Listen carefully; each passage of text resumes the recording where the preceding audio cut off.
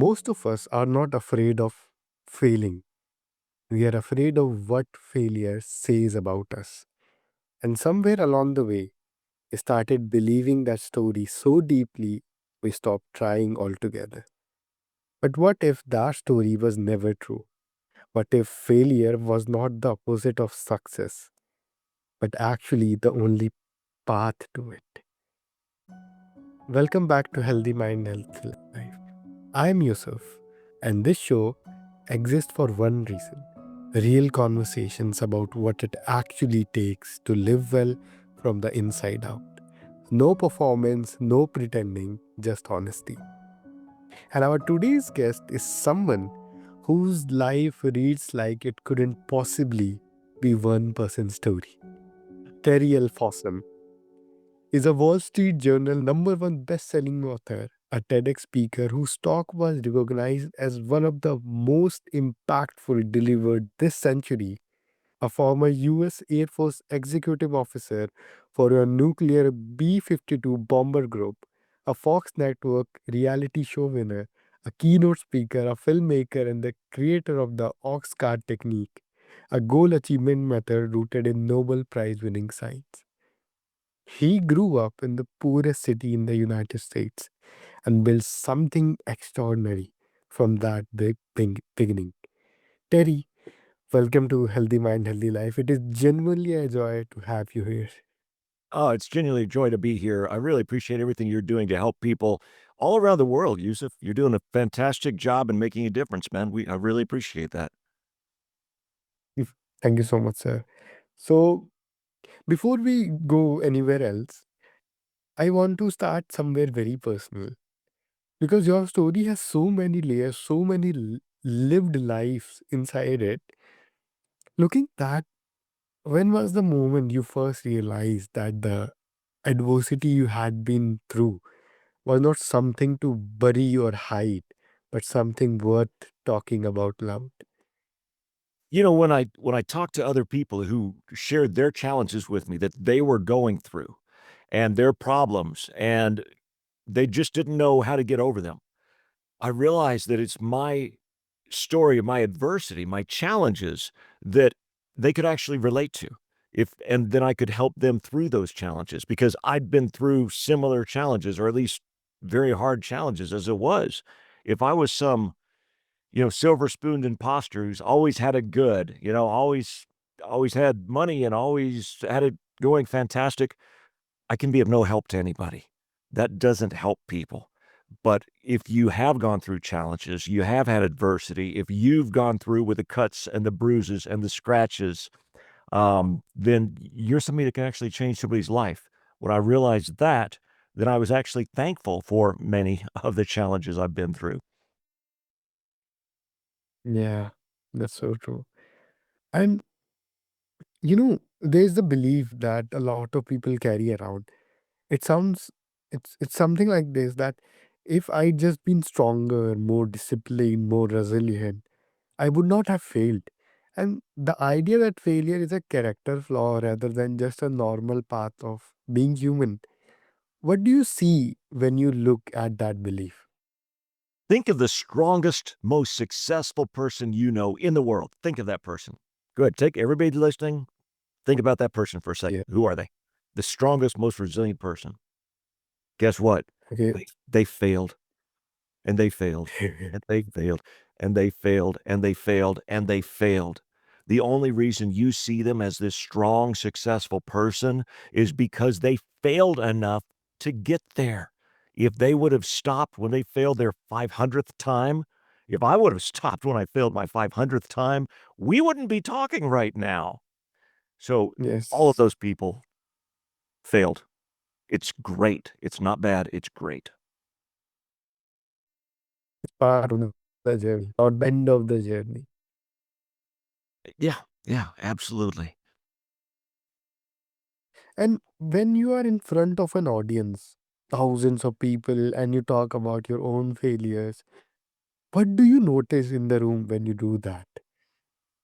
Tears. Tears, if I'm telling it correctly, tears. And it's not tears because of my story, but the important thing, and for Mm. everybody who has a story out there, it's tears because They're relating it to their own story, to their own pain that Yeah. they've been through. And that's the important thing when you're telling your story from the stage or in a book or wherever. It's not actually about you. It's not actually about your story. It's about the reader, the listener, the audience member being able to relate to that story from their own standpoint. That's the important part if you really want to help people. Yes. You know, that that really is something, because I think so many people are sitting there and just most of the conversation or most of the seminars or even TED Talks are like people are just sitting there and listening to the person's idea just speaking in the round. Articulate. They cannot feel like it is the part of their own journey. There's something that they can apply. And that's so critical, and that is one of the biggest mistakes I see people make. You know, I help teach this to people. I help get people on those stages and everything, and I've talked to so many people who have their story, and it's a great story. I mean, it's a heart-wrenching, heartbreaking story that shows just how great they are for coming through it, and how strong they are for coming through it. But what I have to work with these people on is switching that mindset around. You know, that story is not about how awesome you are. It's about how much you can inspire other people to do the same thing.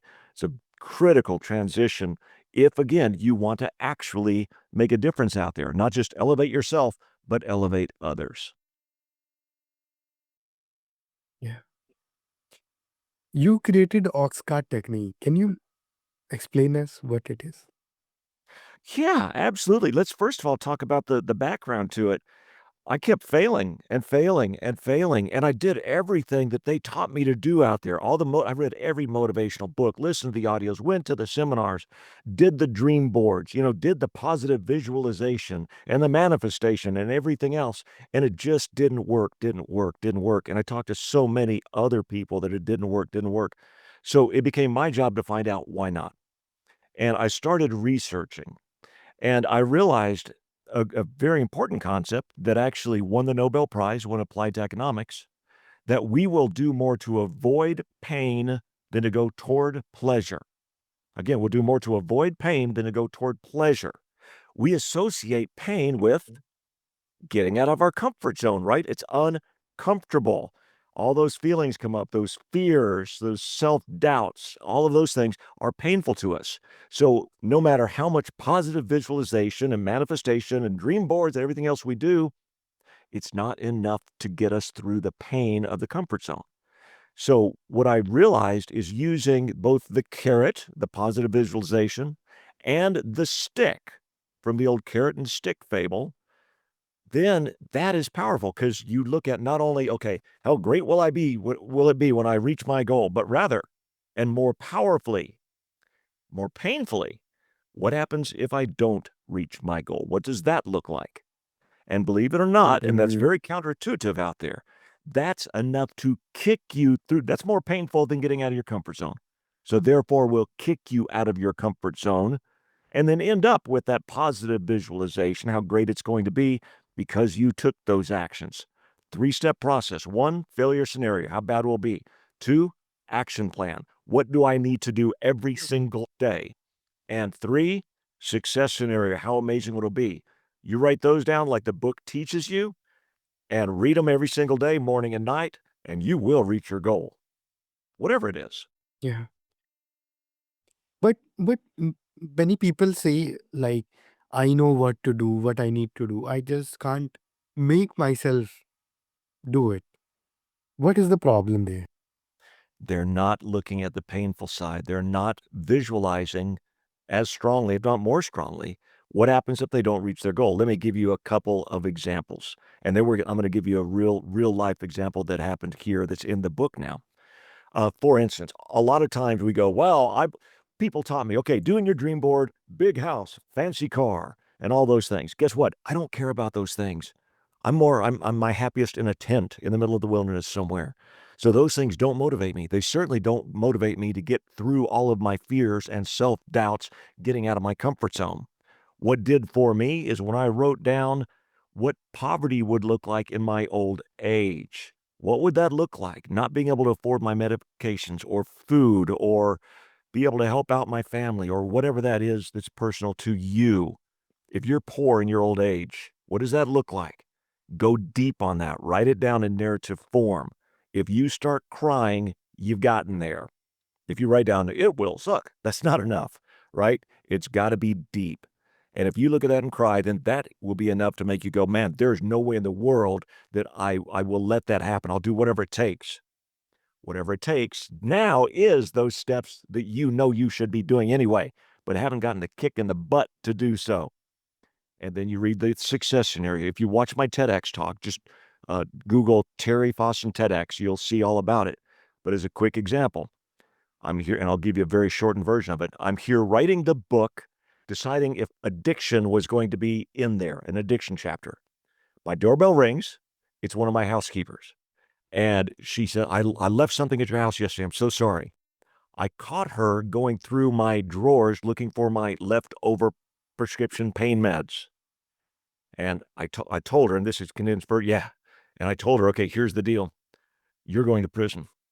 You're going to prison. Of course, tears are flowing down. No, you're going to prison. This is a felony in the United States. You're going to prison. That's her failure scenario, right? And then I said, unless success scenario, you go into an in-person or uh, in the hospital program. After that, you go outpatient. There we go, inpatient, outpatient program. And I will follow up with you to make sure it does. And then third part, and then you can be free. Then you can be free. And she had been in an accident 12 years before that, addicted to pain meds. Her husband didn't even know. This has been about 10 years later after going through this process, and she's still free. She took the actions, not because of her success scenario, because of that failure scenario that scared the poop out of her. Oh, you know, that reframe alone changes so much because most people are being hard on themselves for something that is not a willpower problem at all. It's an emotional wiring problem, and that is actually workable. Yeah.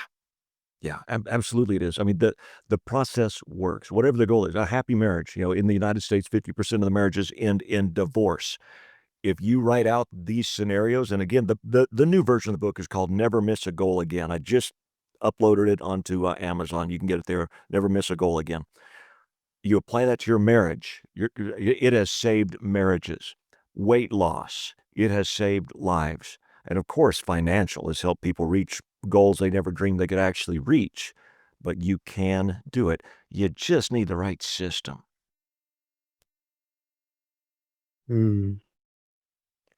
Let's bring this into the everyday life for a minute because the people listening today are not necessarily standing at the rock bottom.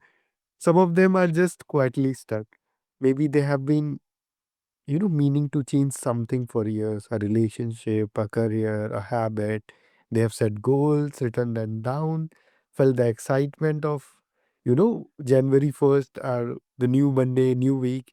And then somehow 3 weeks later, 1 week later, they are back where they started. Where does this, where does that pattern live and why does it keep repeating itself? Because you're not keeping it in front of your face. We will go toward and react to what's in front of our face at the moment. And a lot of times it's the dailiness of our lives, right? The daily stress of our lives. So these other goals, these other aspirations start to lose effect because that's not what's in front of our face at the time. The critical thing is keeping what you really want to do in front of your face at the time. So therefore, you write these 3 pages out, just like I tell you about in the book. You post them up where you will see them and read them twice a day, every single day. Start the day by reading your failure scenario, your action plan, your success scenario. That sets you up for success during the day. Then at the end of the Mm. day, you read it again. Okay, how did I actually do? What you do is you end up Yeah. kicking yourself in the butt. And a lot of times when I'm actually doing personal coaching with people, which is rare, but I do it sometimes, I'll have people say, well, today was more of a left day. They went more towards their failure scenario on those 3 pages. But tomorrow is going to be a right day. We'll see. You'll decide by the actions you take. And that brings us to a point I want to make real quick. All too often, we look at things factually, and you need to create emotion. That's why I say you need to be crying when you read both of these, really, out of sadness or happiness. Emotion, not fact, is the driver of all action. Emotion, not fact. You can know all the facts in the world, but until they create emotion inside of you, then you will never take action on them. But if you do create that emotion, enough emotion, deep emotion, then you have no choice but to act. You will force yourself to. Terry, you have been through things most people won't experience in 10 of their lifetimes: military service, business failure, survival competitions, a healthy health journey, career reinventions, and you came out the other side not just surviving but teaching. So I want to ask you this very directly. What do you do in the moments when technique doesn't feel like enough? When it is not strategy you need, but something deeper? For me personally, and everybody can have their own opinion on this, own belief on this, but I hold very deep spiritual beliefs. I believe I'm here for a reason. And even when I went on that survival show, so I was against some of the top survival experts in the country, special forces guys, a Marine Scout sniper, uh, military survival instructors, all of these type people. And I was a scoutmaster in my Boy Scout uniform. And I told people when I went on the show, I know I'm not here to win. I get it. I have no delusions of grandeur, but I know I'm here for a reason. God has put me here for a reason. When it came down to the last two teams on the show, myself and my partner and one other team, they were asking me, wow, how terrible it would be if you got this far and you didn't win. How terrible would that be? I said, it'd be fantastic. And they're like, wait, what? There's a $500,000 on the line here and representing all of Boy Scouts of America. The Boy Scout could win. How can you say that? That'd be fantastic. Because I told you from the start, I'm here for a reason. If God put me here to help the other team win, if that's why I'm here, fantastic. His will, not mine. Now, it turned out that we did win, and the $500,000 did go to us. But I think that's part of it. In my opinion, as I'm going through all of this, I have faith that whatever's supposed to happen is gonna happen. Now, that being said, don't get me wrong, I work my butt off. I work extremely hard in anything I'm doing. I may not be the smartest person out there, I may not be the most talented, but I will outwork anybody. And so if you're thinking, well, I'm not that talented, maybe I'm not whatever, you have the capacity to work. That's your choice. Maybe intelligence isn't or Mm, anything else. Work ethic is. So outwork anybody. And it's kind of amazing what can happen. yes. You know, n- that is very important because resilience is not just bounce back. It is the quiet decision sometimes made more than once in a single day to not let this be the end of your story. Absolutely, many, many, many times. And it's funny as you were saying that. I mean, several instances went through my head of exactly that. That it really is about just doing it, failing, doing it. I'm gonna give you just a very quick visual. Yeah. And I go out into the wilderness a lot by myself. It's what I do. Arctic Circle by myself, survival in the Amazon jungle. It's just what I do. And it was going to be negative double digits Fahrenheit here in Washington State where I am. And the news is saying, everybody stay inside. Don't go outside. Your skin will fall off. So, of course, I grab a backpack and snowshoes and climb to the top of a mountain. Making this longer story very short, I'm exhausted. I'm done. I've got no more strength in me. But it's going to be really cold. I want to start a fire. Any wood is below the snow or above, and it's covered in frost. It's soaked. It's frozen. And I'm really good at fires usually because, again, I'm in the wilderness a lot. And I tried and I failed and I tried and I failed and I tried and I'm exhausted. I'm done. And I tried and I failed and I tried and I gave up. I really did. Yusuf, I gotta admit it. I gave up and I fell down on the snow and I went, this is gonna be a long, long, cold night, but I'm done. And at that moment, I hear a crackling sound from in the fire pit that I dug 2, 3 feet in the snow. I hear a crackling sound. And I roll over, I look in the pit, and the fire started. That last ditch, last energy that I possibly had that I put into it was the last thing that it needed to make it work. Never give up. You never know when that last try is gonna be that try that works for you. Wow. Thank you so much, Terry. Genuinely, this was one of those conversations that sits with you after it is over. And I think that is exactly what this show is for. Well, I'm glad, Yusuf. I'm really glad it's helpful. And again, I appreciate you doing this show and how much you're helping people with this show because it is making a difference out there. I know it is. And if anybody would like to reach out to me, I'm easy to find online, or my program is thestageadvantage.com for those that want to get out there and do that part of it all. But feel free to reach out, follow me on social media, all that kind of stuff, if I can be of service to you. Yes. And all the links for Terry's social medias are in the show notes. So just go and check those out. Terry, any last message? You know, if you wonder if you can make a difference in the world, let me assure you, you can. And I don't care how small you think you are or that you don't have anything to offer. I promise you that you do. There are people out there, if you give them just a kind word, it can change their day, and a changed day can change a life.